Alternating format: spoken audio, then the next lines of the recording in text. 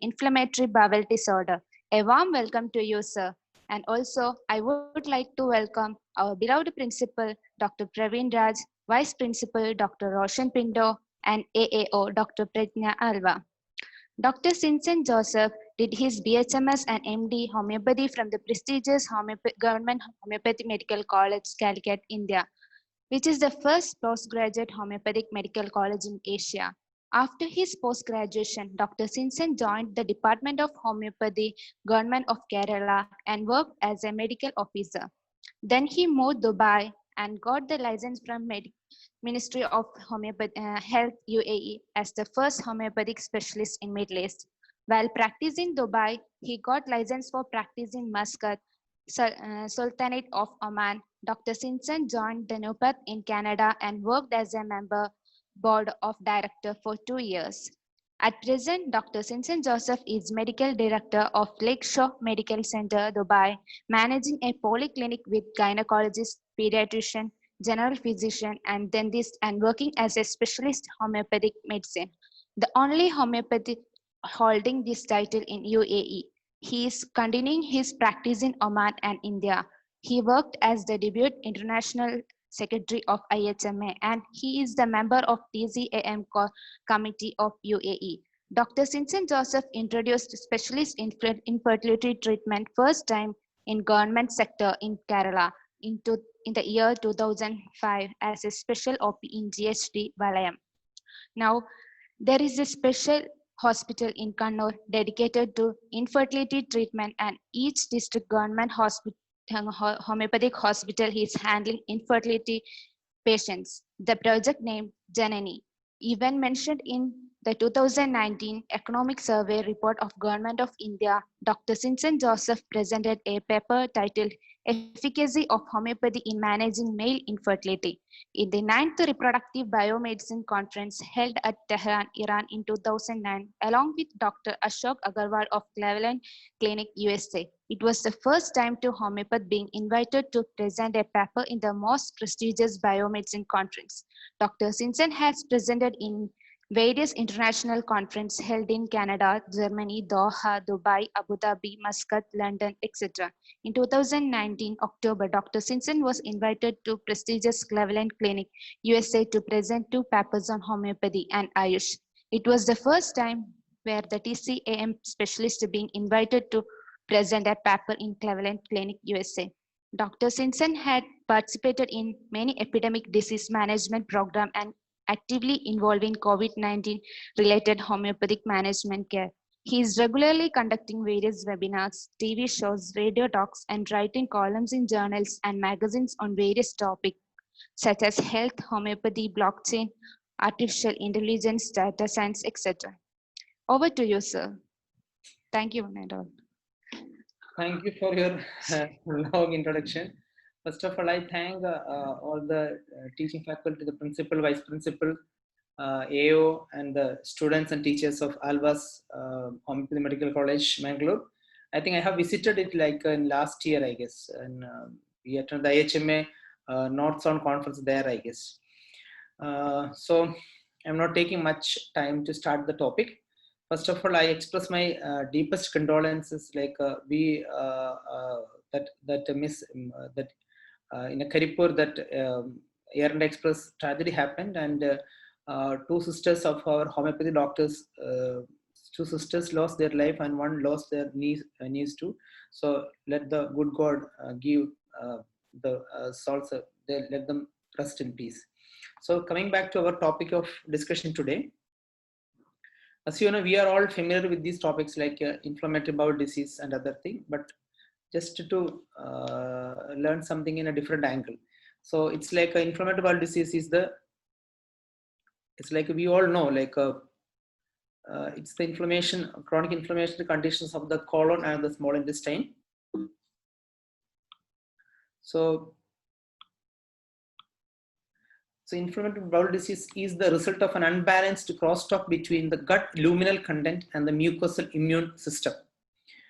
IBD or inflammatory bowel disease encompasses a continuum of clinical disorders. It can range from Crohn's disease through intermediate colitis and to ulcerative colitis. But nowadays we are using or we are defining Crohn's disease and ulcerative colitis only, even though there is a passing stage from Crohn's disease to ulcerative colitis through indeterminate colitis, but still the classification is like mainly we focus on Crohn's disease and ulcerative colitis. In fact, some patients may present significant clinical overlap between these forms and even develop one form from another. Generally, a Crohn's disease can later become ulcerative colitis. So there is an association in USA named CCFA, that is Crohn's and Colitis Foundation of America. As you know, like in America, they have different types of patient patient support group. For CCFA also they have a very good foundation called CCFA, which is doing a marvelous job in supporting the patients suffering from Crohn's disease or ulcerative colitis, like any kind of inflammatory bowel diseases. They are registered there. So unfortunately in India we don't have such a registry like a cancer registry or a Crohn's disease registry, but in USA they have that registry, and it's optional for the patient to be registered in that foundation. Then they will give them even the economical support, then the financial support or emotional support to fight the disease. So the Center for Disease Prevention and Control in USA says some people were more likely to report having inflammatory bowel disease, including those aged 45 years or older, Hispanic or non-Hispanic white, with less than high school level of education, not currently employed, born in the United States, compared with adults born outside of the United States, living in poverty, living in suburban areas. So why I am just narrating these points, you can imagine like their mental status and their emotional burden and their economic status to go for a treatment for this kind of illness in USA. That is the need of a kind of support system or a foundation there in US. So from this predisposing factors or the vulnerable group for IBD is like, if we compare that to Indian diaspora, we can see a similar kind of thing, but the difference lies in the difference. Like in India, the emotional or the mental well-being comparing to West, it is more actually. Maybe because of our tradition, maybe because of our family setup, the emotional impact will be in a different level, even though the predisposing factors or the lifestyle condition of the patients are more or less similar. So again, CDC says they study how many are affected by the disease, why this IBD is so important, why we are taking this topic as a hot topic and discussing also.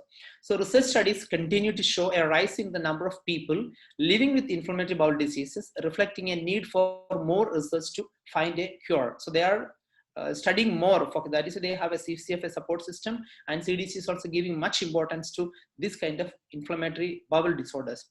And a study says approximately 3 million is equal to 30 lakhs of Americans currently have IBD. That is 1.3% of American population in the year of 2015 is affected with IBD. And for them, it's a chronic disease and there is no cure. So they have to live with IBD. Like what we are saying now, we have to live with COVID. Like that, they have to live with this IBD. That is why the importance of support group. But in the rough estimate in 2019 says it's already crossed 5 million Americans. That means 15 lakh people are suffering from IBD. The percentage is around 2.3, I guess now. As many as 70,000 new cases of IBD are diagnosed in the United States each year. But in 2019, it says it even crossed 100,000. That means 1 lakh new cases in a year. And there may be as many as 80,000 children in the United States with IBD. That is also now crossed more than 120,000. That means 1,20,000 children are suffering from IBD.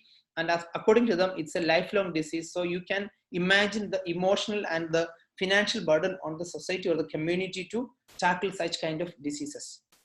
So coming back to this, the causes of IBD.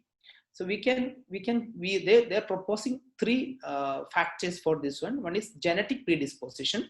Then the other one is immune system disturbance. We are now familiar with this kind of cytokine storms and then immunoboosters. These are the talk of the town now. Then another causative factor or the predisposing factor is the environmental triggers. I am audible and the video is clear, no? Yes, audible, sir. Video is clear, sir. Okay, fine. So as I told you, even though IBD or inflammatory bowel diseases or disorders are classified into three, like Crohn's disease, ulcerative colitis, and indeterminate or colitis, but we are focusing more on two types, like Crohn's disease and ulcerative colitis. So this picture clearly shows the presentation of the bowel in IBD cases. On the anatomical right side, you can see the healthy bowel. On the middle, you can see the Crohn's disease affected bowel. You can see the fat wrapping on the outer covering of the intestine or the bowel. There you can see the muscle hypertrophy, then the cobblestone appearance and the fissures on the intestinal mucosa. And on the right side, in ulcerative colitis, you can see a pan ulcer. That means the whole area of the bowel is ulcerated within the mucosa. So these two tables differentiate the features of ulcerative colitis from Crohn's disease. Just to go through that, based on the feature, on the location, ulcerative colitis begins in the rectum and proceeds in a continuous manner towards the cecum. This is like ulcerative colitis. The key point is it is starting from the rectum and it is a continuous one. When we come to Crohn's disease, most often it is seen in the terminal ileum with patchy involvement through all layers of the bowel. In ulcerative colitis, it affects the the innermost layer of the mucous membrane, but in Crohn's disease, it affects all the layers of the bowel, and it is like a patchy. That is, we can see skip lesions. It's not continuous. But in ulcerative colitis, it begins from the rectum and ascends, and it is affecting the whole colon. But in Crohn's disease, it will be like a skip lesions, maybe in little bit in small intestine, some little bit in terminal ileum, cecum, like that. Even in our mouth also, Crohn's disease can present, but ulcerative colitis mainly focusing in the descending colon and the rectum. Etiology, both of UC and CD, we don't know the exact etiology. The peak incidence you can see in UC ulcerative colitis, it is more seen in the age 15 to 25, and then again a peak incidence is seen in 55 to 65. These are all studies based mainly from the US population. So they have the registry for this one. So therefore the epidemiological or the statistical study is very easy. So in ulcerative colitis, you can see double peak from 15 to 25 years of age and then 55 to 65. That is like when they are into some kind of starting their career profession, the incidence of ulcerative colitis is more. And then when they are about to retire, or when they are we can just compare the emotional or the lifestyle. If you know the Western people's lifestyle, you will come to know the emotions play an important role for the occurrence of these kind of in IBDs or kind of autoimmune disorders. But in Crohn's disease, even the Crohn's disease occurs as a patchy or the skip type of lesions, but the age wise, it is from 15 to 45 years, 40 years pan throughout the age we can see. But in ulcerative colitis, from 25 to 55, we don't see such kind of what you call the prevalence is not so high. That is based on the peak incidence based on the age. Then number of stools or the presentation of the complaints. In UC, we can see 10 to 20 liquid bloody stools per day. That is in ulcerative colitis. So in ulcerative colitis, to just remember, there will be blood in the stool. But when it comes to Crohn's disease, there will be like 5 to 6 soft loose stools per day, but it will be non-bloody. So that is the rough way. Like in ulcerative colitis, it will be bloody stools. In Crohn's disease, there will be more non-bloody stools. Okay, then complications in hemorrhage, as we know, like since there is bleeding from the bowels, there will be hemorrhage, there will be nutritional deficiencies more common. But in Crohn's disease, as it affects all layers of the intestine, there is a chance to form fistulas or strictures, and nutritional deficiency also seen in Crohn's disease too.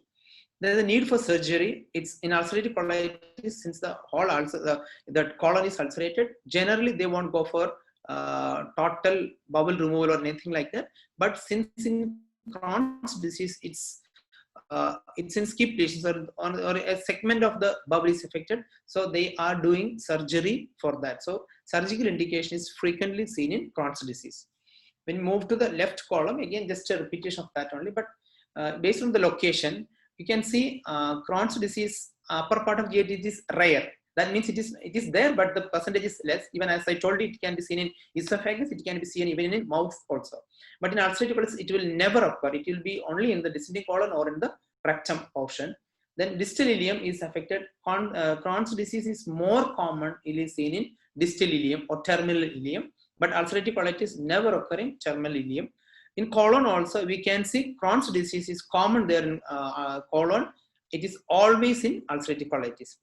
Rectum, Crohn's disease rare. Rectum rare in Crohn's diseases, but ulcerative colitis, it is never. They say never, but we are seeing it's more focusing in the law. This is not correct exactly, because ulcerative colitis is seen more in rectum and in distal colon. Then signs and symptoms, you can see in Crohn's disease, pain in the lower right abdomen. There will be swelling, thickening of the bowel wall. When it comes to ulcerative colitis, we can see the pain in the lower left abdomen, because it's almost in the descending colon. There will be diarrhea, weight loss, and rectal bleeding. So this rectal bleeding, we have to differentiate from the other causes of rectal bleeding, like it can be a fissure, or it can be a fistula, or it can be the commonest hemorrhoids, or it can be even sear rectum also. So any kind of occurred blood in stool, that means if you are doubting any kind of even a spurious bleeding, or if it's not a true bleeding, also we have to differentiate these type of conditions in a patient, especially in younger age. As we know, like ulcerative colitis can be seen in the age of 15 to 25. So any young person presenting with rectal bleeding, it can be either sear rectum or it can be ulcerative colitis, because the incidence of sear rectum, carcinoma rectum, is also very high in young age group. So these is the two things to be differentiated in a case of bleeding from the rectum other than hemorrhoid. So a proctoscopic rectal digital examination is most important in any kind of rectal bleeding that we have to take into care.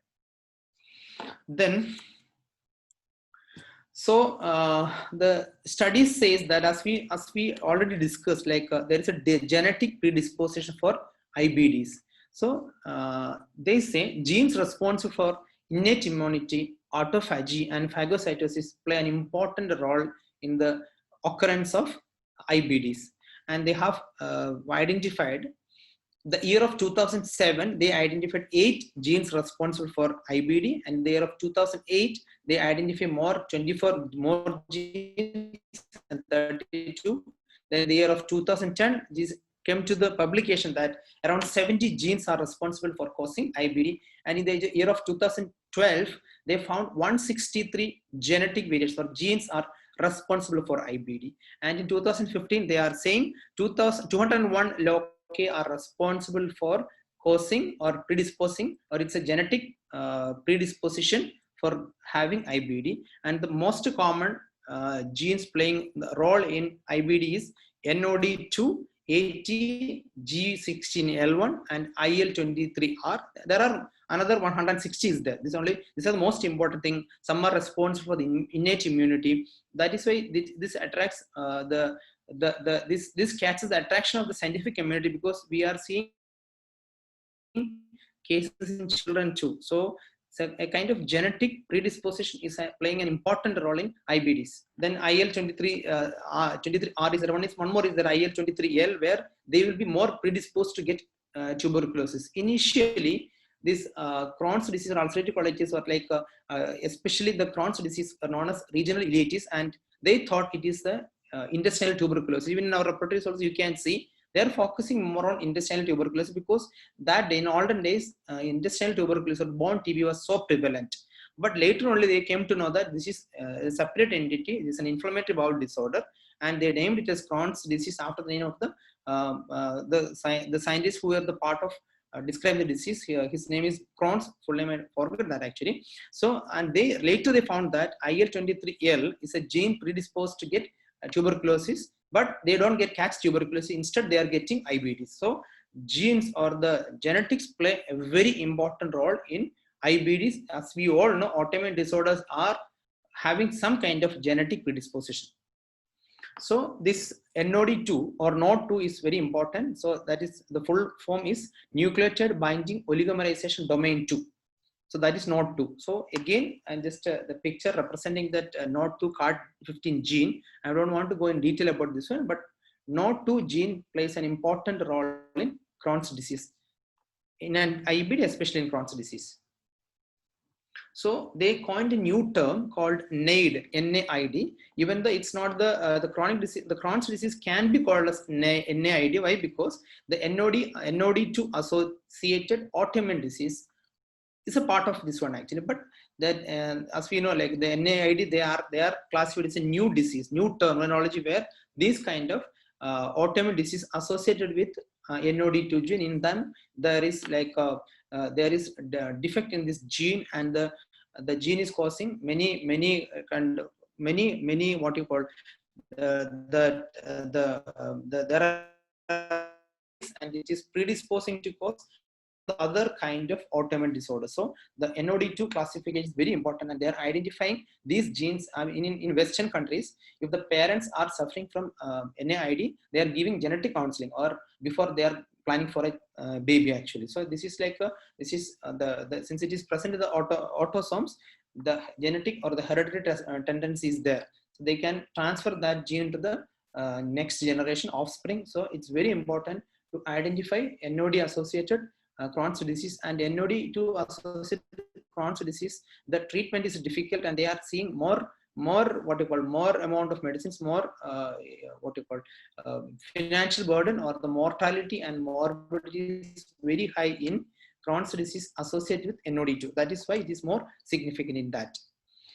So the genes affect 3 types of traits. As we know, like we have work terms like idiosyncrasy or predisposition or susceptibility, but it's like a gross thing only. But since there is a huge advancement in the identification of genes and immunology, genetics and immunology is advanced far ahead. So they are identifying these things, but still we homeopaths are still using idiosyncrasy, susceptibility, similar terms, no? So we are also have to translate that into the immunology or based on the genetics. So the genes affecting 3 types of traits. One is balance of the immune system, and second is mucosal barrier. First line of defense in the intestine is the mucosal barrier. Third one is controlling the growth of bacteria.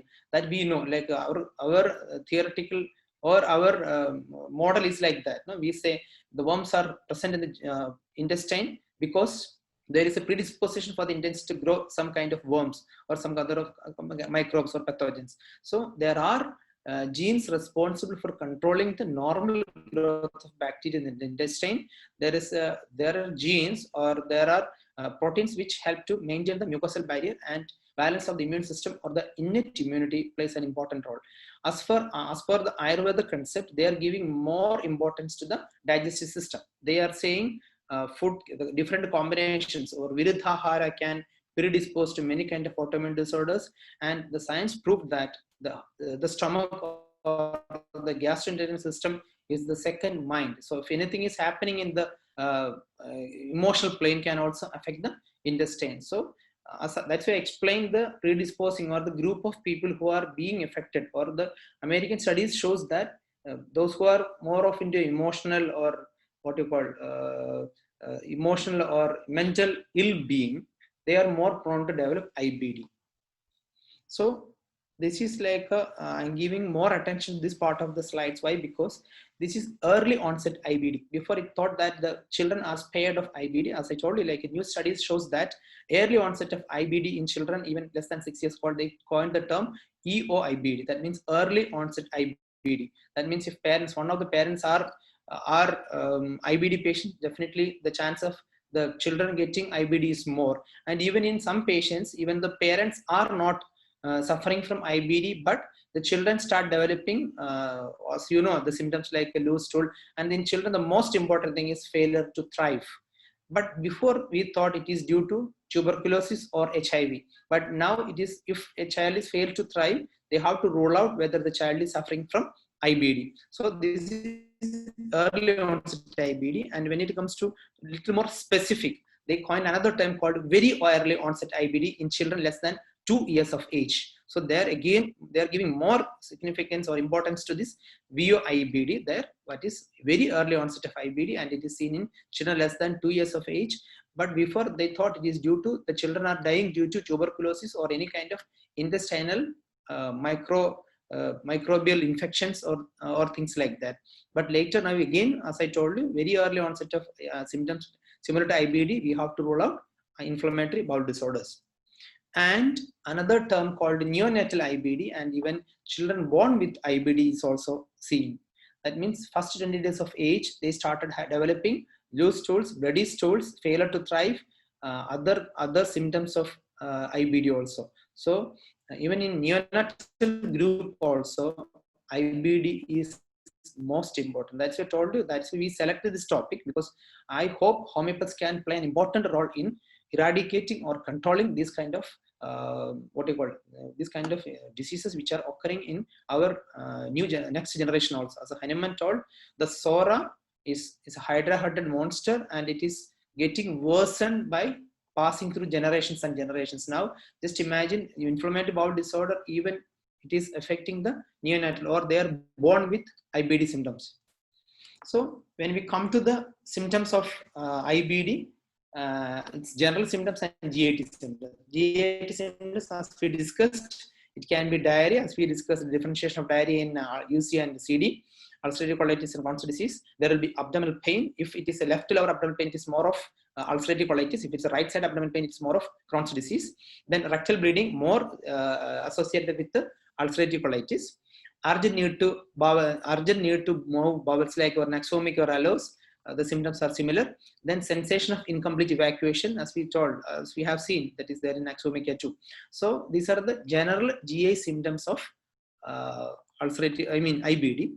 When it comes to general normal symptoms, other than the GI symptoms, there will be fever, loss of appetite, weight loss, fatigue, night sweats. In female, we have seen loss of normal menstrual cycle. I had one patient with ulcerative colitis and primary infertility, but after our treatment, she delivered a normal child. So loss of normal menstrual cycle also seen in patients with IBD. So our case taking methodology will also throw light on these kind of things actually. So when you doubt this one, you have to examine the patient, ask in detail about their family status also. Sometimes they will be suffering from infertility, they will come for the infertility treatment, they will not give much importance to IBD because they are thinking this is not connected, and they are taking these medicines also. The problem with this kind of chronic diseases, they are on medications and they'll be without much symptoms, so they will neglect that, or their requirement is to treat a specific condition only. So it's our duty to do the normal anamnesis, to look into the patient, communicate with them, reassure them, motivate them to elaborate their symptoms, not relate directly with the presenting complaints. So just a picture representation, as we told, Crohn's disease can affect any part of the body like oral cavity, esophagus, stomach, small intestine, terminal ileum, large intestine, rectum, anal part. But Crohn's disease mainly affect the terminal ileum. Ulcerative colitis mainly affect the intestine and rectum. So again, just to make sure the differentiation, ulcerative colitis, as we said, rectum almost always involved. I have shown you one slide before. That it is not saying sparing rectum, actually it's a mistake. It is 95% of cases ulcerative colitis will involve rectum, descending colon and sigmoid colon. But in CD or chronic Crohn's disease, the commonest portion is, or the commonest presentation is in ileum, and the rectum is often spared. It will be more focusing into the intestine, small intestine, and the small intestine actually. So etiology, as we know, it's like ulcerative colitis unknown, Crohn's disease is unknown, but there are some other theories are there, some considering it as a kind of vasculitis. You know, like vasculitis, there are giant cell arteritis is there. Then there are other presentations, like even Sjogren's syndrome also presenting as small cell, arteritis like that. So vasculitis, because it's a clear picture of an autoimmune disorder, especially Crohn's disease. So they suspect it is, that is why it is occurring in patches, maybe because of vasculitis or some other reasons, but it's not proven. There are some kind of etiology or some studies pointing towards that. And in Crohn's disease, they say smoking triples, or there will be a chance of 3 times chance of getting Crohn's disease in those who are smokers. That the reason is that this smoking will cause some kind of inflammation of the blood vessels, vasculitis, and that vasculitis again trigger Crohn's disease. Then primary siblings, 15 times chances are there. If it's like a twins, the chance of getting UC or CD is 15 times more than normal population. Then ulcerative colitis, we say it's due to mucosal immunological reason. But in Crohn's disease, it is more of an autoimmune nature. Since it's an autoimmune nature, as we know, as we have seen, it affects the whole part of the intestine, all layers of intestine. But in ulcerative colitis, is more on the inner line, inner mucosal portion of the bowel or the large intestine. But Crohn's disease is more of an autoimmune disorder. Ulcerative colitis is more of a mucosal immunological one. Then weakened mucosal barrier also can be a reason for the onset of ulcerative colitis. As we have seen, there is an interaction between the luminal content or the food we are taking. Maybe that is also causing another reason, because when the healthy bacteria is not properly growing inside the intestine, then some kind of pathogenic bacteria, or there are some studies saying some kind of bacterial virological conversion is happening. Non-pathological bacteria become pathological, and they trigger the immune system immunological reactions in the mucosa, causing ulcerative colitis. The Crohn's disease, that our TH receptor, that like thyroglobin, it's related to the thyroid. So the antibodies against the thyroid receptors also, or the thyroid stimulating hormone TH receptor is also affected by the autoimmune disorder. So they are having a relation between Crohn's disease and ulcerative, in autoimmune thyroiditis or hypothyroidism. If you are suspecting a patient with hypothyroidism and loose stool, they are complaining with the frequent stool, but they don't be much bloody. As we know, Crohn's disease, there won't be much bleeding and other thing.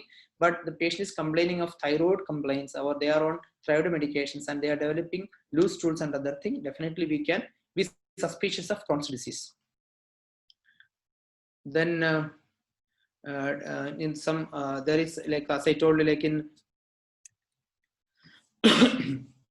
Crohn's disease, it can be a variant of tuberculosis. We all discussed before. So there are predisposition to get what we call tuberculosis or TB variant is present there in them. But in ulcerative colitis, defective mucosal metabolism of butyrates, also there are some studies are showing like that.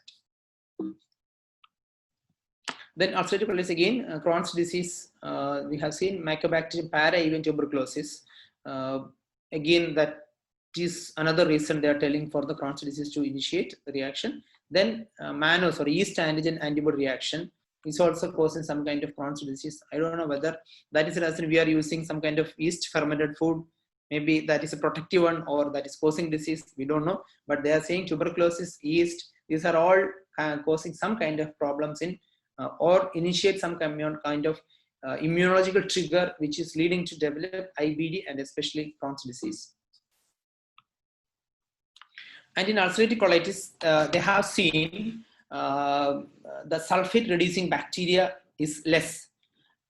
I don't know whether there is any connection between sulfur and this one, but sulfate reducing bacteria is present in normal intestine, but in ulcerative colitis patients, they have found that the presence of sulfate reducing bacteria is very less. Then in Crohn's disease, Listeria monocytogenes, Paramyxovirus, especially measles, is a predisposing factor. So you can, when you take the history, if you get a case of Crohn's disease, check with them whether they have infected measles before. So that is also again another what you call, we can say it's like as Hahnemann suggested, it can be kind of what you call suppressive treatment of SORA or something like that, or the eruption not properly developed, or it can trigger Crohn's disease. And I have seen Pulsatilla is a very good medicine for Crohn's disease actually, because as we know, Pulsatilla is a good medicine for the sequelae of measles. So this kind of in-depth knowledge of the disease help us to find the medicine even in these kind of cases, since it's like a one-sided disease. The symptoms won't be that much there. If they are taking some kind of suppressive treatment methotrexate or steroids and other thing,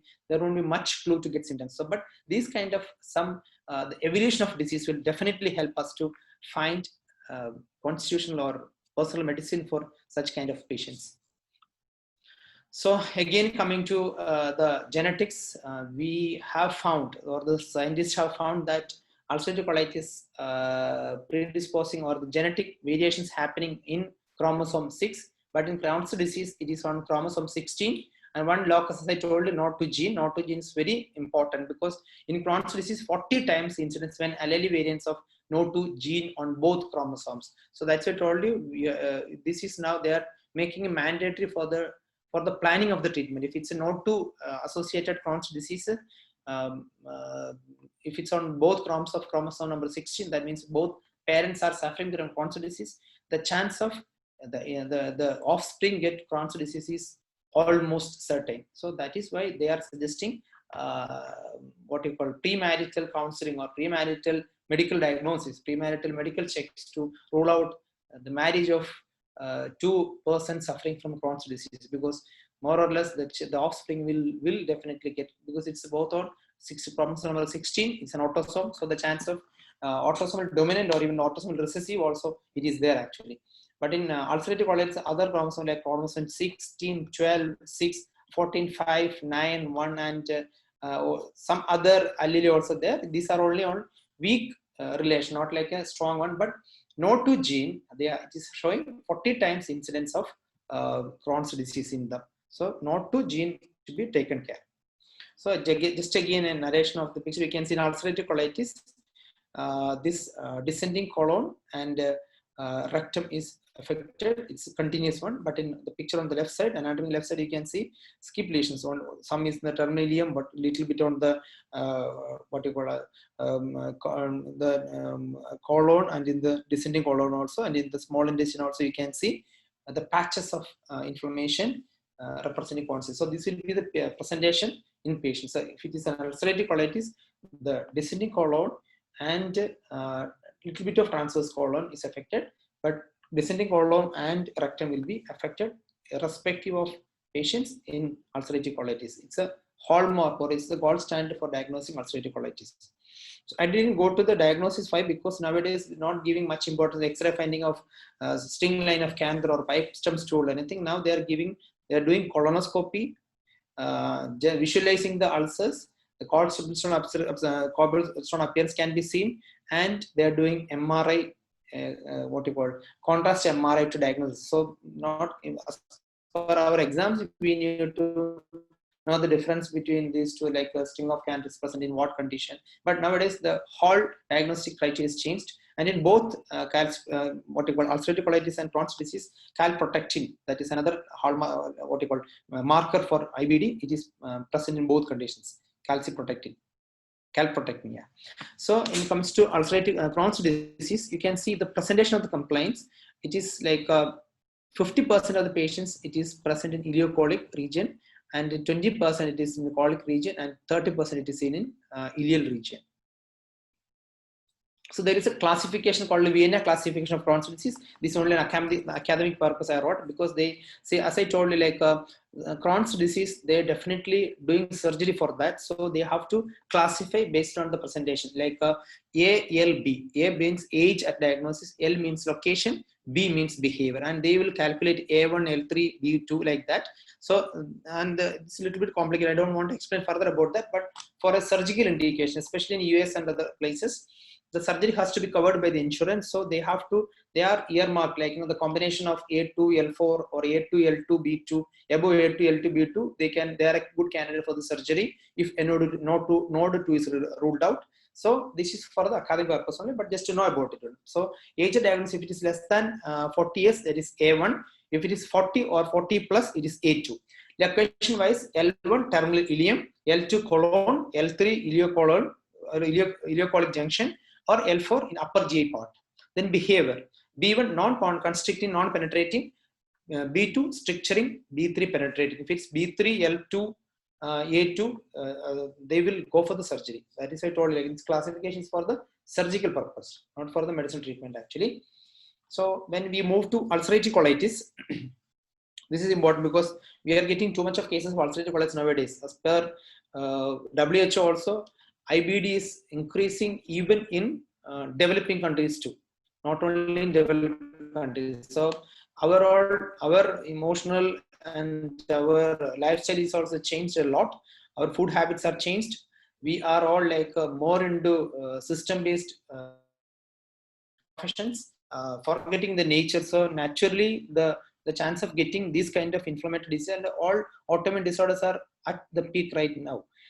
We have seen too much of autoimmune disorder, thyroiditis, like Hashimoto's thyroiditis, rheumatoid arthritis. All types of autoimmune disorders are well presented in Indian diaspora too. So, based on the severity of the disease, ulcerative colitis is classified into you can see 30% in the mild disease, around 20% is the moderate disease, 48 will be in remission because they have 1 or 2 attacks of the ulcerative colitis, and there is a remission that is seen in 48% of patients, and 1 to 2% only become severe disease, and they have to be on what you call metho and other steroid medications. So we can also focus on this, and that means around 98% of ulcerative colitis patients we can also manage well with our medications. And since I explained in detail about the symptoms present in ulcerative colitis patients, you can compare the medicines, and we can do a very good job in that. But my suggestion for the new generation doctors or those who are related, those who are working in the hospitals, college and research and PG and PhD, they have to go further beyond the knowledge which we have right now with us. So you have to do a kind of studies instead of, for example, if you are going to study about Crohn's disease, find out NOD, NOD2 gene is there, any allele is there, then give the medicines and then find so that will become more precise, and the scientific community will accept our papers. The problem now, what happens in our scientific studies or research is that we are doing research from our point of view, but it's of no value in a research, what you call, in a scientific research committee. That means, so for example, just like we say, we drive a scooter on the road, and we are saying, since we are driving at a heavy, fast pace, it is similar to what you call driving a Mercedes or a BMW. No, it will not work like that. So we have to follow the rules and regulations of a proper research. Then only they can narrate our study with this. Otherwise, simply we can present in our own surprises, but there won't be any scientific value. Because why I am specifying these things, since you know the issues around about arsenic and album is happening in and around India, not only in different parts of the world, but we have some studies coming up with from our side. But when it comes from the scientific scrutiny, most of the purpose, there is no value in that. So I request my Alva's college students, doctors, and then research fellows or PG students or PhDs, just focus the way how they are doing the research. Then only they can accept our papers. Otherwise, simply we have to fight with them. We say we are also doing research, but it is of no value. So ulcerative colitis also is a clinically there is a good scope for us to treat, but when it comes to prove scientifically or in a research, what you call adapting the research methodology, we have to follow the strict protocol for a surgical, for a clinical study. Then we are moving to the complications of ulcerative colitis. So as we know, like there will be heavy persistent diarrhea, rectal bleeding and pain. Then in ulcerative colitis, there is a chance of perforation of the bowel, and sometimes what happens, there will be severe inflammation, and that leads to rapid enlargement of the colon. That's called a toxic megacolon. And sometimes what happens, some kind of bacteria will also produce some kind of gases, and that together with the inflammation leads to toxic megacolon. It's a medical emergency. Then complications of Crohn's disease, as I told you, like you have studied about the X-ray findings of Crohn's disease. So there is a chance of fistula because it is affecting the whole part of the intestine. The chances of what you call fistula is more in Crohn's disease. Then stricture can also form. Then abscess also can be formed. Then the perforation of bowel is a dreaded complication of Crohn's disease, and that is a very life-threatening and leading to sepsis and other things. So Crohn's disease, if you are treating a Crohn's disease, mind that the chances of fistula, stricture, abscess, perforated bowel are there. And along with that, since the bowel is affected, there will be malabsorption and malnutrition, especially in children. This is another complication. Even with the supplements and other, the child is failing to thrive. They are now diagnosing, as I told you, like it can be infantile, it is a neonatal IBD, or it is a very early onset IBD, VU IBD, or it can be early onset EU IBD also. So there will be a deficiency of vitamins and minerals also.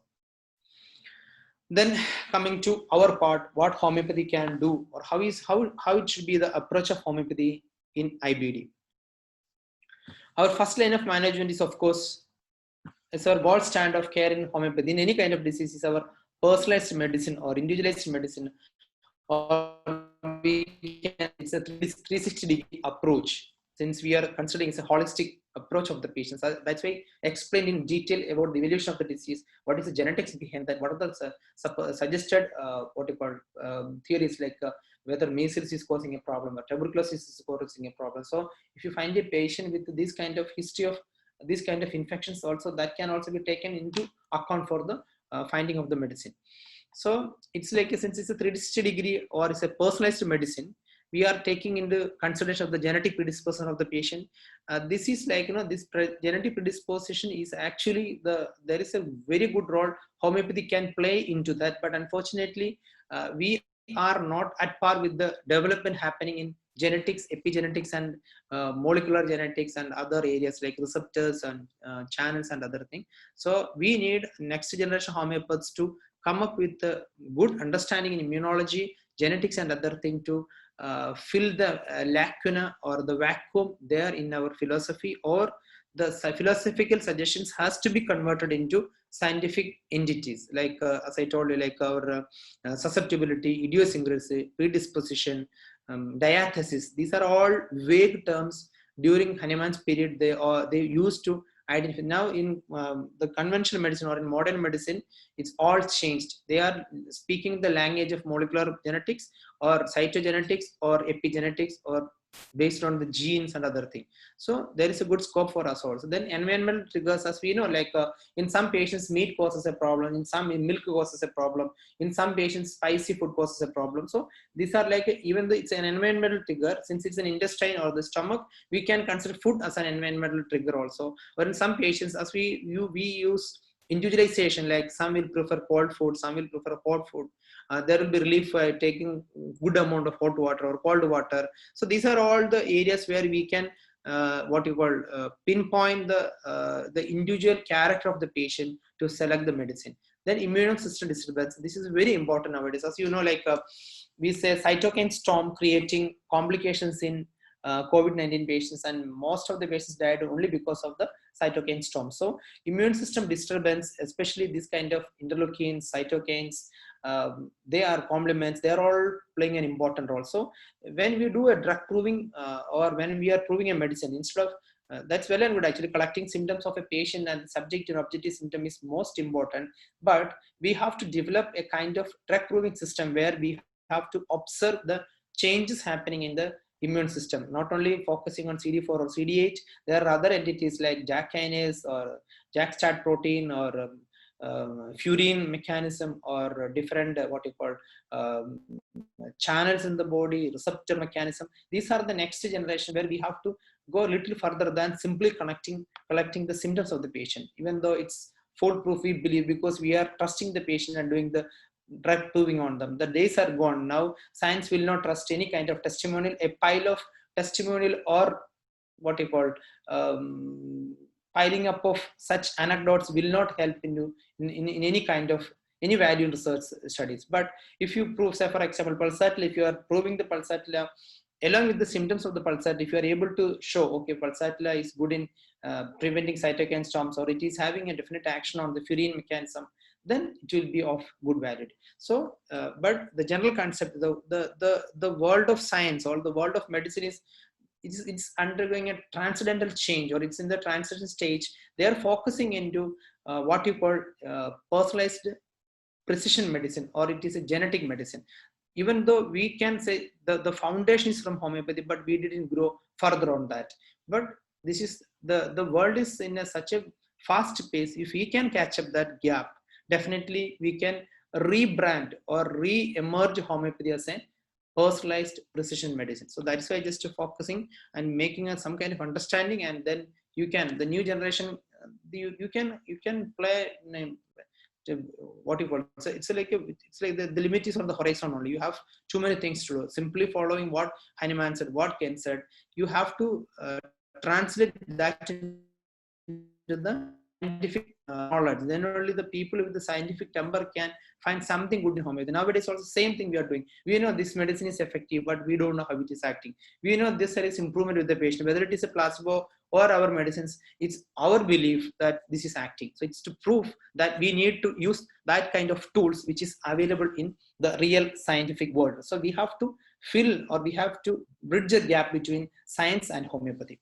So in a 360-degree approach, we are underlying root cause of the disease. As per our understanding, we say it's what you call chronic miasm, mainly SORA. Why? Because SORA, 7/8 of chronic disease are due to SORA. So we are seeing very limited number of cases of syphilis or psychosis. Even syphilis or psychosis or gonorrhea or syphilis is, and now they have a very antibiotics to prevent the complications. So the what you call the sequelae of gonorrhea or the sequelae of syphilis or the syphilitic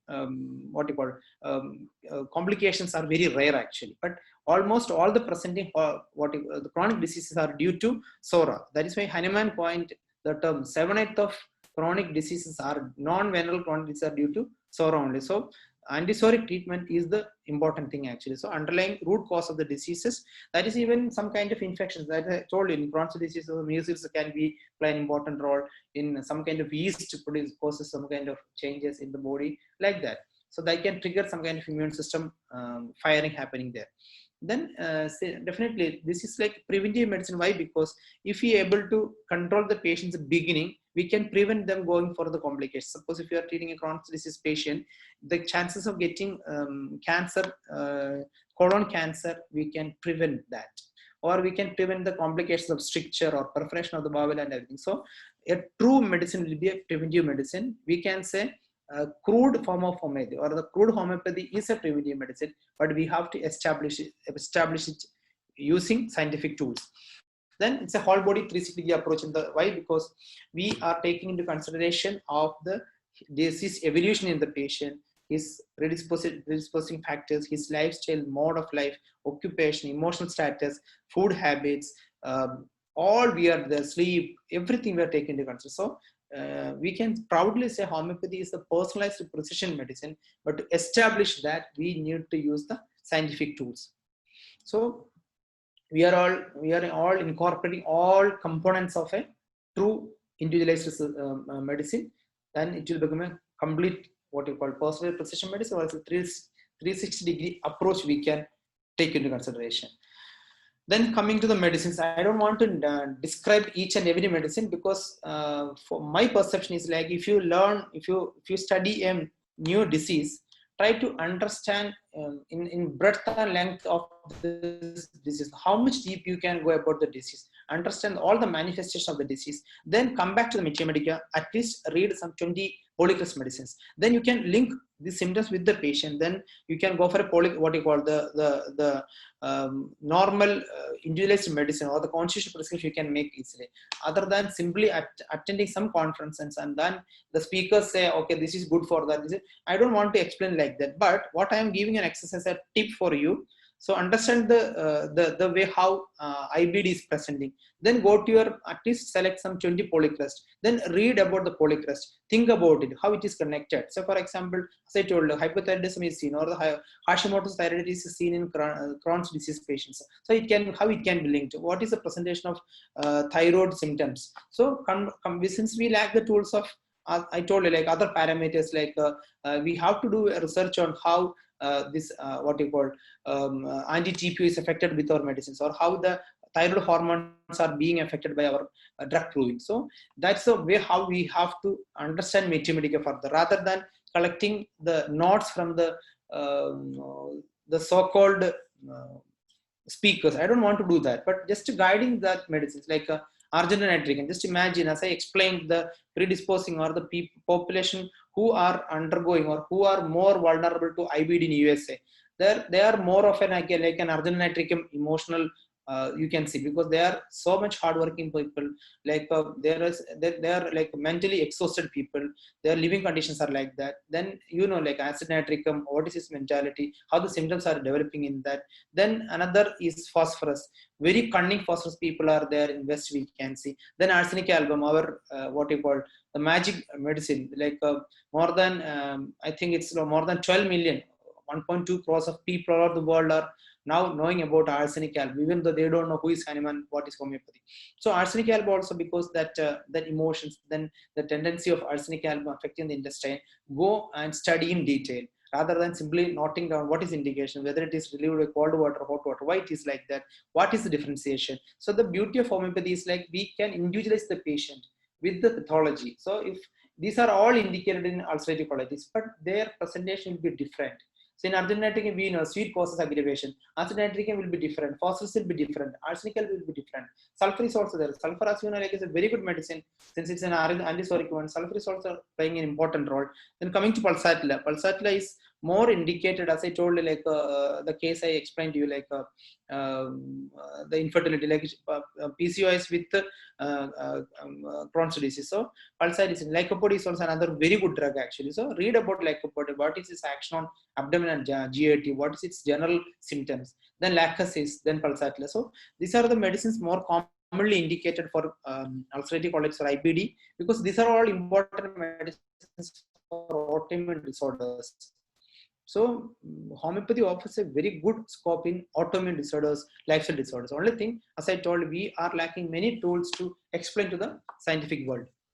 Then when it comes to the second line of management, like we are comparing the symptom similarity in pathology. These are the most important medicines: Calibachromicum, Podophyllum, Asafoetida. Asafoetida is a very good drug actually. We are using this Asafoetida in food, like when we make the so-called South Indian sambar. Asafoetida is a component in that. Then Cantharis also play an important role in, like the shreds of mucous membrane seen in the stool. Then graphite is also an important medicine. Mercosol, Mercor. The more the blood, the more Mercor is indicated. So the more the blood, more ulcerative colitis, Mercor is indicated. Saccale core, you can just imagine the nature of saccale core. It is seen in ulcerative colitis of late onset, like at the age of 55 to 60 years, especially in Western population, this is seen.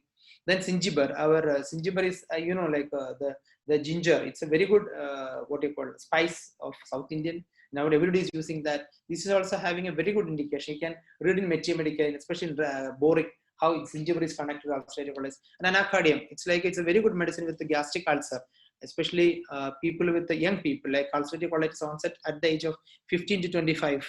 Their mentality is like that. And anacardium. Then hydrasis is a wonderful medicine. We say it's a good medicine even after tuberculosis. Also, you can connect this one with the Crohn's disease also. So this is the way how we have to learn further. There is no point of some speakers coming and sharing their experience, because we are selecting there is no clear protocol unless and until we work it out. So these are only clinical indications or a guidance to the medicines. You go and do work from your side, then only it will be helpful for you. Otherwise, simply we will explain something. Okay, we will think, okay, the doctor, the other person is handling the cases, but there is no magic in that. Only thing, you have to set a lot, you have to work for, then your knowledge will increase. Then you can also put forward many things. Okay, this is the short medicine for this kind of patients. Like that, we have to evolve our the clinical protocols. We have to evolve. For that, we need to study a lot rather than just note down what the so-called teachers or speakers are telling. You have to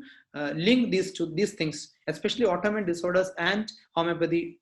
It's a good combination actually. So I'm just narrating how we have to learn about one drug, like how we can link this one. I think I have to explain Calibi because it's a very good medicine for these kind of diseases. It's a magic drug actually, Calibec, potassium bichromate. As we know, potassium bichromate, the purpose is leather softening or leather tanning, which is affecting the intestine or the skin. The medicines which are having affection on the skin also can affect the internal skin or the mucous membrane. So it is like it can soften the leather, means it can affect the whole intestine. So this is a very good drug for ulcerative colitis and Crohn's disease. So this is potassium bichromate is used in the cement to bind and setting. So which is binding, it can remove the binding or it can break the connections.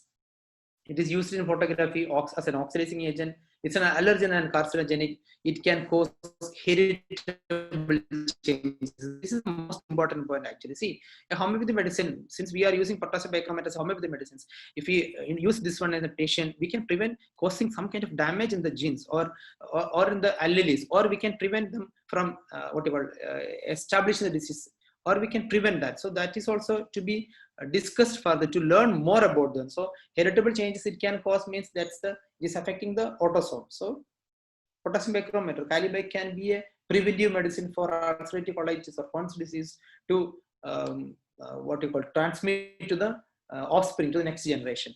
So it can cause papules on skin, it can cause ulcers, it can cause mucous membrane formations, it can cause respiratory symptoms. So these are the general non-homeopathic presentation of Calibec. So when it comes to our proving, we have seen thick yellow ropey stringent discharges, migrating pains, ulcers, punctured out escharotic ulcers. You have seen the ulcers of ulcers in Crohn's disease or ulcerative colitis. You can see the ulcers there in the intestine. If you see the endoscopic or the colonoscopy pictures, you can make well this one, and they can form some kind of pseudomembrane formation. As we know, the membrane formation is there in this kind of granulomatous disease and other thing. Then fingers from nose is the symptom. There we have got hot weather aggravation. They are saying ulcerative colitis are more seen in temperate climate area like Middle East or India and other places. The incidence and prevalence are high. So hot weather causing some kind of changes in our mucous membrane, or it causes some kind of genetic changes or something like that. Then fat chubby children, that we have seen, it is adopted in children with chubby fatty children, you can read again this one. Act especially on fat persons, on fat chubby children more than on adults.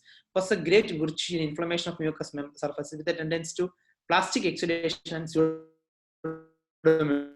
causes mucous membrane first violent inflammation. So that I told, if you link this one with our their pathology presentation in early onset IBD, UIBD, or in very early onset VIBD, also we can prescribe Calibec because its symptomatic similarity is there.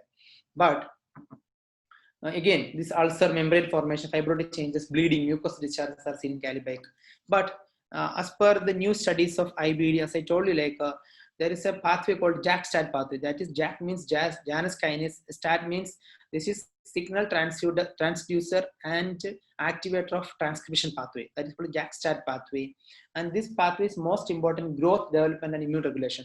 Growth and development is fast in the children. As I told you, 15 to 25 years of age, ulcerative colitis or other IBDs are seeing. Then immune regulation. This is very, they are regulating the immune system. That I told you, cytokine storm is happening because of dysregulation of this JAK-STAT pathway. Again, I am narrating that picture. You can see that side on the left side, and on the left side, you can see cytokines there. Then you can see JAK. What happens is these cytokines are large molecules. They cannot enter inside the cell, so they will they will cause some kind of confrontation changes in the receptor of the cytokine. So Janus kinase protein will get affected to there. They will go for a phosphorylation. So from their phosphorylation, what they are doing there, this STAT protein is present in the cytoplasm. As I told you, this is STAT protein.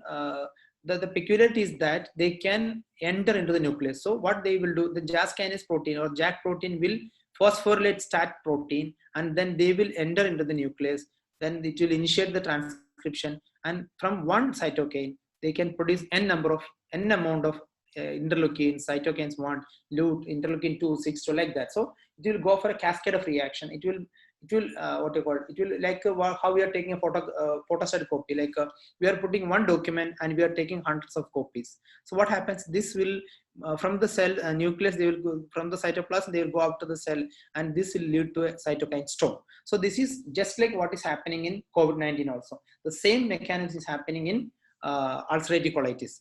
I mean in IBD, in inflammatory bowel disorder. So this is the on the right you can see. I just drawn to make you to understand clear. So this is what is happening in ulcerative inflammatory bowel disorders. So Janus kinase impact, they have found that JAK kinase or Janus kinase inhibitors are very effective in controlling inflammatory bowel disorders. So that is why they are using medicines like tofacitinib and filgotinib and one more medicine other than then Anankaira. There are a few medicines like that. So they are inhibiting the Janus kinase pathway, or they are inhibiting this phosphorylation of Janus kinase or the phosphorylation of STAT protein.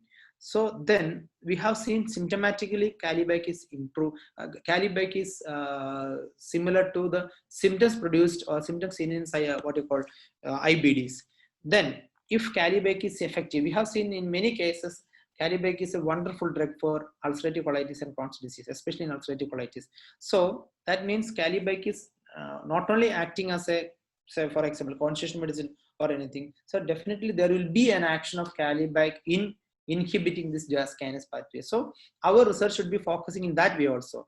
That doesn't mean we are deviating from the homeopathy principles. What we are doing, we are following the symptom similarity, plus we are reassuring that with the most modern knowledge in immunology. So if we can do a study on study of Calibachromicum, the efficacy of Calibachromicum in inhibiting JAS kinase pathway or JAS kinase inhibitor, we can see symptomatically it is similar. That means the symptomatic similarity, not only the symptomatic similarity, it is affecting the JAS kinase pathway and preventing the cytokine storm, and it is healing or it is curing IBD. So this is the way how we have to go further with our medicines rather than simply following the symptomatic similarity. Symptomatic similarity is not the hot cake nowadays, because in science they want have evidence rather than the recordical symptoms of some provers.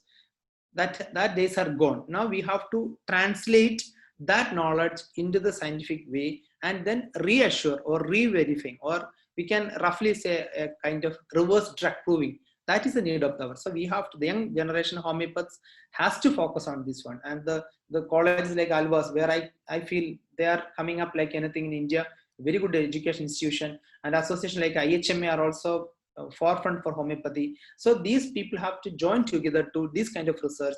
Then this kind of lacuna which is present in our system can be corrected, and it can come up like as I told you, like it's a personalized precision medicine. So I just telling you this, that doesn't mean Calibec alone acting on this pathway. It can act in Calibachromicum can heal ulcer in the stomach. So it is having other mechanism. Calibachromicum is a good medicine for hyperemesis gravidarum. So it is affecting that pathway also. So these are the way how we have to, because we say our constitutional medicine, say for example, Arsenica album or Naxomica or Pulsatilla, we have to learn, study these, linking these gaps rather than simply following what is written in Mycobacterium.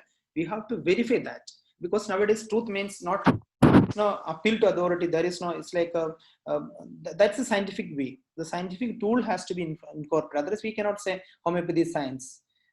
So we have to speak their language, understand their understanding about science. So that is easy for us to translate. So if we can see, that's what I told you, like all these medicines like Candaris, Calibachromicum, Pulsatilla, Phosphorus, Arsenicum album, these are all indicated in ulcerative IBDs, and they are curing that kind of cases. That means they are not acting not only because of the symptom similarity, rather than they are acting on these kind of pathways, channels, receptors, what you call the epigenetic reactions and other things. So we need to reformulate,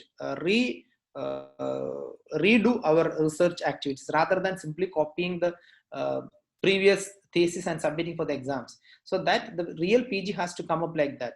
We have the, I don't think it's very huge, it won't occur too much of money or anything like that, but we have to have real doctors with what you call a scientific chamber, rather than to simply follow and argue for homeopathy rather than proving itself. So I just narrating this one to make you to understand this kind of research are possible in homeopathy also. Then a sample case, I think the time is about to finish, no? I'm audible, no? Yes, you are audible, sir. You can continue, sir. Okay, I just want to show you, like, so till now everything was beautiful, fine, fantastic. We are so confident in treating ulcerative colitis, Crohn's disease. But when it comes to the clinical reality, you can see the diagnosis of this patient. Just see, this is nowadays this is a presentation of a case. Primary cholecystitis, gastritis unspecified, secondary unspecified abdominal pain, secondary acute pancreatitis, secondary anemia unspecified, secondary Crohn's disease of small intestine with other complications. Celiac disease, this is a very rare combination, Crohn's disease and celiac disease. Secondary Helicobacter pylori, that means H. pylori gastric ulcer. Then secondary hypothyroidism unspecified. I told you, in Crohn's disease, we have seen hypothyroidism. So this is a very good case. So see, the pancreatitis is also, it's an autoimmune pancreatitis. So autoimmune presentation will be like that. You see the age of the patient, only 38 years. And actually he came to me because he's having 8.6 millimeter multiple gallbladder stone, polylithiasis, largest measuring 8.6. The doctor suggests even though his age is 38, they want to remove his gallbladder. Then he came for me to treat only this gallbladder stone because he's taking medicines for other complaints. So I sat with him, convinced him, I motivated him, I explained to him how, why, what homeopathy can do for you. Just wait to keep your gallbladder in its position. We will start with the medicine. So the challenge is that they want to see stone will go. They don't want to know other thing. Even if I explain, okay, this is the way how homeopathy is approaching you, we will give the medicines to correct all the mechanisms. Once your autoimmune system correction is happening.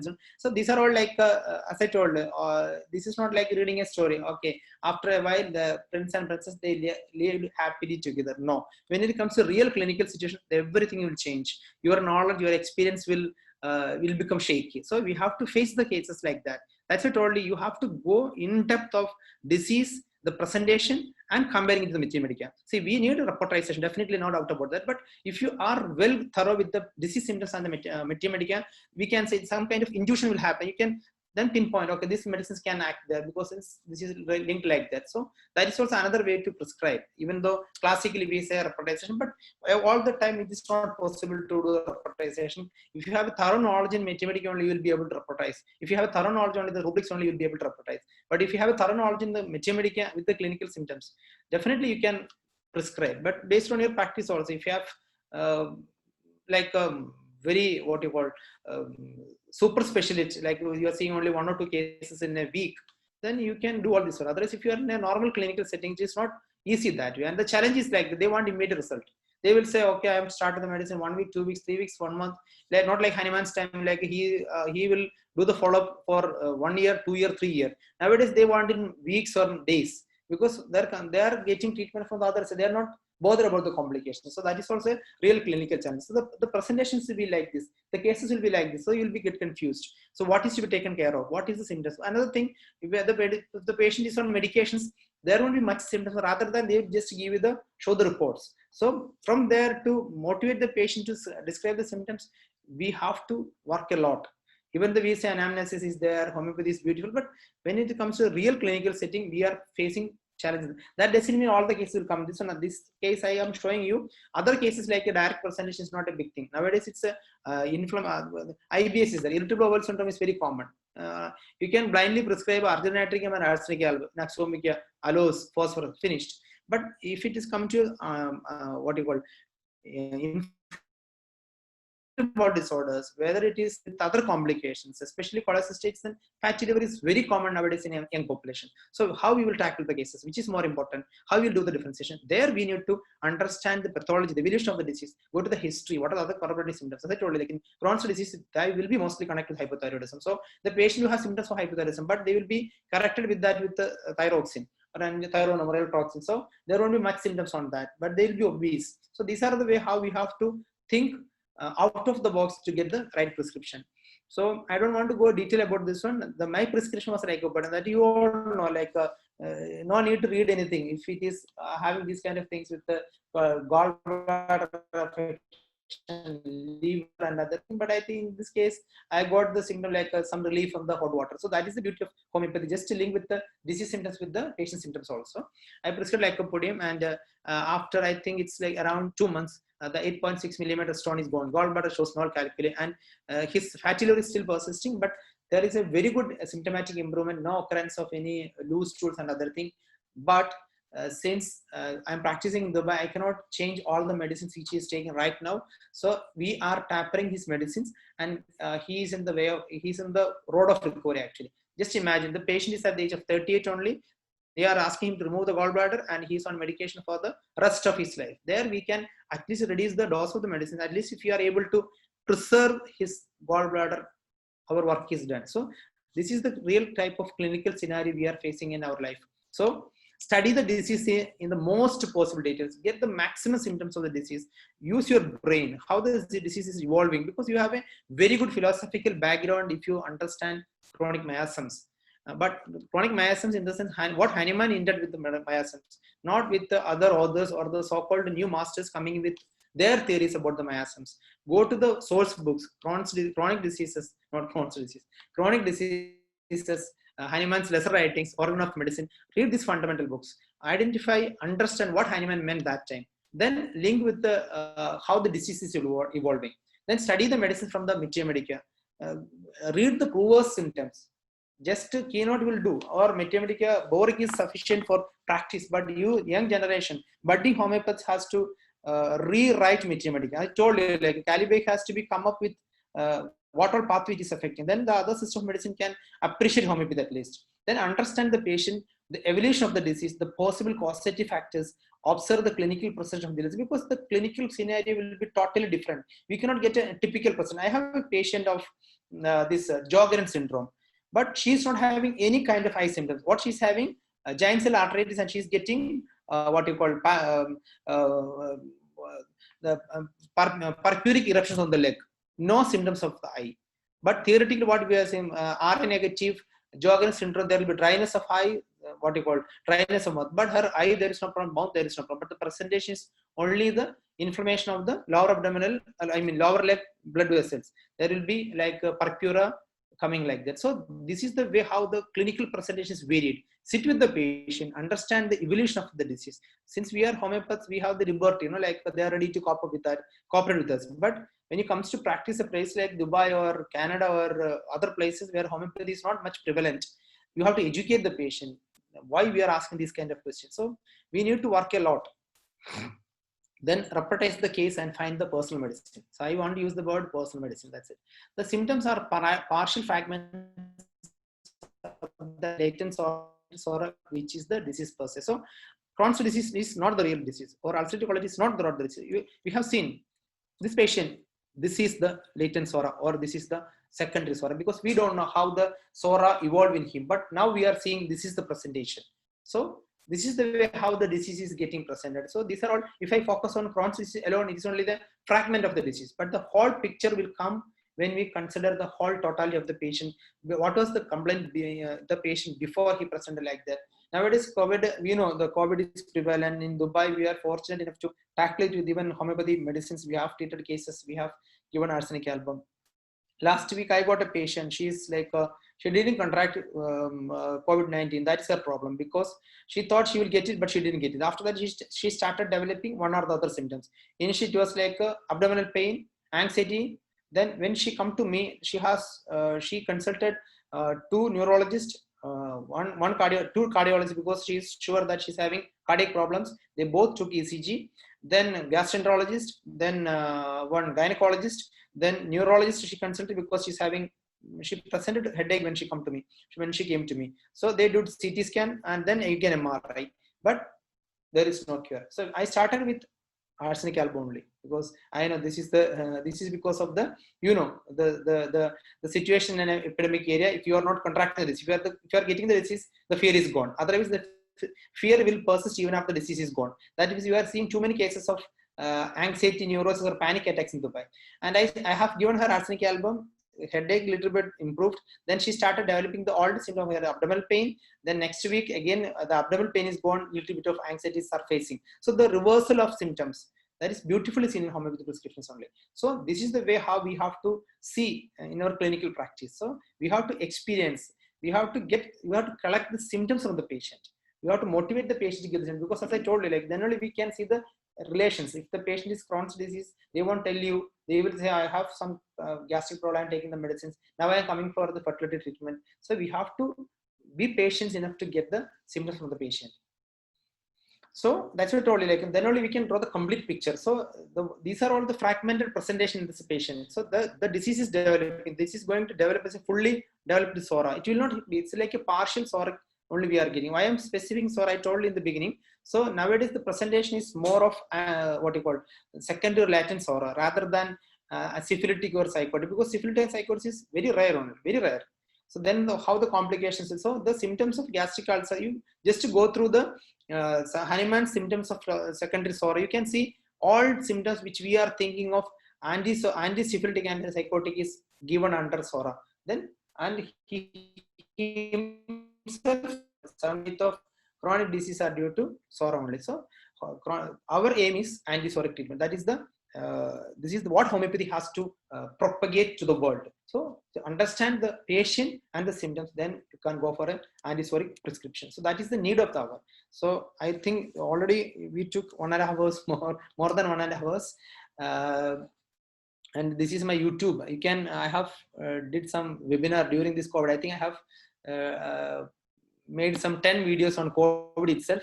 You can go to my YouTube and you can watch that videos there. So I am taking few slides from one person to other, because then if you watch that, you will get more idea about that, how to study Mycobacterium, then what homeopathy has to, like from Syngona to COVID, how is the evolution, what is the next stage where we have to go. So just to watch these kind of videos, and I don't want to take much of your time. I think it's nothing there, because you know the pathology and symptoms of IBD.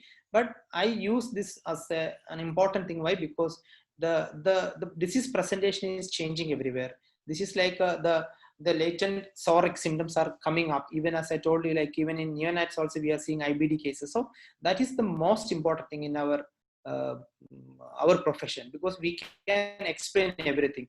They will come up with some ideas, but later they will say these are the genetic predisposition. Then we can find out that. So the scope of research in homeopathy is huge. Only thing, we have to understand the real nature of research also. So once again, thank you so much for the team Alva's giving me an opportunity to share a little bit of my experience and my knowledge. I know it's very inadequate there. It's only a fraction of knowledge which is prevalent in the community, but still I hope you have to go further with your own ideas, share your ideas, work hard on that. I want you to tell one more thing. See, homeopathy is having a very good scope nowadays, but only thing, we have to wear the scientific shoes. For that, we have to stitch it properly. Just putting a sandal and saying this is a branded shoe, it will not work. So for that, we need to work hard, sit together, conduct classes on the real genuine clinical cases, understand immunology, understand the research methodology, then work on that, find out the results, prove that. If homeopathy is not working, declare to the world that homeopathy is not working, or find that this is the way how homeopathy has to be propagated. The higher potencies has to be like that. So we cannot run the show always blaming some kind of drug mafia or some other thing. We have to be more responsible in our this. We are responsible to explain things also. Otherwise, it's very difficult. The days are gone. Nowadays, even small kids will come and ask, how your medicine is acting, doctor. I have learned in physics that this is the mechanism, and in chemistry this is the thing. Then how is your potentialization will come to play if you are diluting? So this is what happened in homeopathy is like after Hahnemann's time, many pioneers, even the so-called masters, deviated from his teachings. Why? Because they put some kind of too much of philosophy into homeopathy, and everything is spoiled. I told you, the miasmatic concept itself is spoiled like anything. So that we have to go to the original literature, original writings of Hahnemann. He is the authority. His work was like observing the things.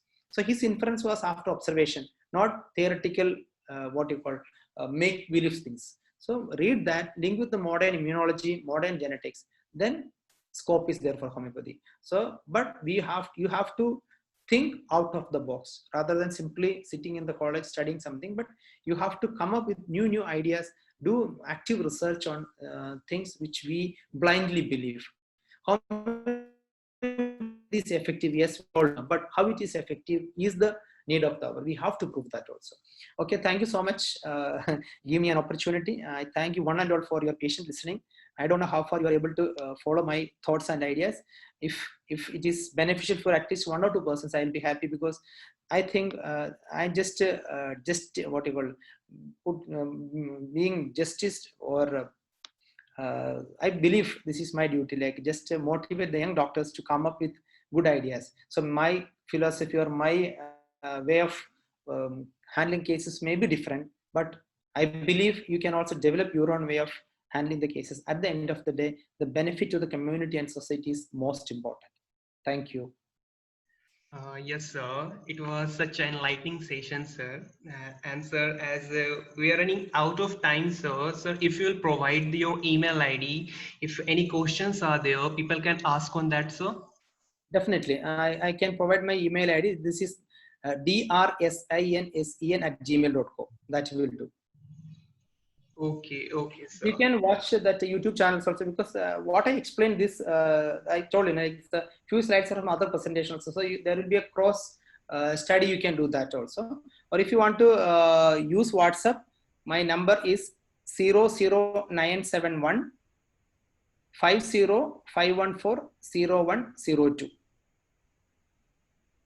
I generally won't give my mobile number. Why? Because one or the other call I'm getting how we can practice in Dubai. Maybe they are studying for first BHMS. So such kind of queries, kindly avoid that. But if you have any genuine doubts, definitely I'm ready there. But there are some time restrictions, like since we are practicing doctors, or some other activities also there. But I will try to answer your queries. But better raise questions and try to find answers from your side. That will be more beneficial than simply asking questions and getting an answer from somebody else. The questions you have to put forward, and you have to try to find answer from yourself. That will increase your knowledge rather than getting knowledge from somebody else. Anyway, you can contact me on WhatsApp, or you can email me also. Sir, as many participants are asking to repeat the number, sir. 00971, because it's an international number. 50 514 0102, or otherwise I just put in the chat there.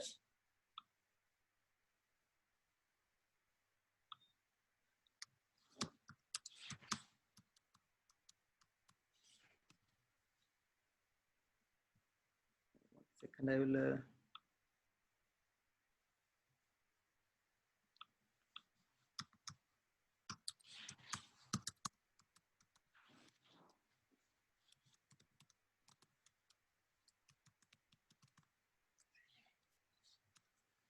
So I put my email ID and WhatsApp number there. That's also my mobile number also.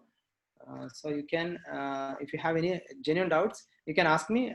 I may not be able to answer at the right time. Like maybe it will take a few hours also, because since we are at the clinic all the days, we cannot look into the WhatsApp. But still, I will try to answer your queries.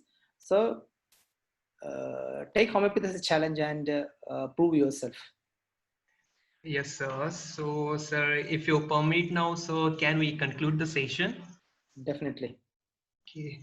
So, Maha, you can proceed with the word of thanks. Over to you, Maha. Good evening, all.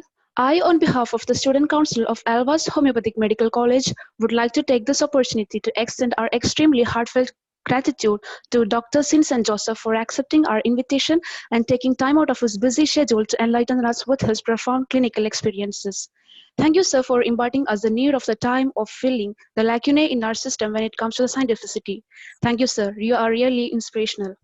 I also extend our sincere gratitude to our management, principal, vice principal, and AO for their never-ceasing moral support. Not least of all, I would like to conclude by extending my heartfelt thanks to all our attendees in and out the country. Thank you all. Good night. Thank you. Thank you, sir, and thank you to all the participants. Good night, sir. Thank you.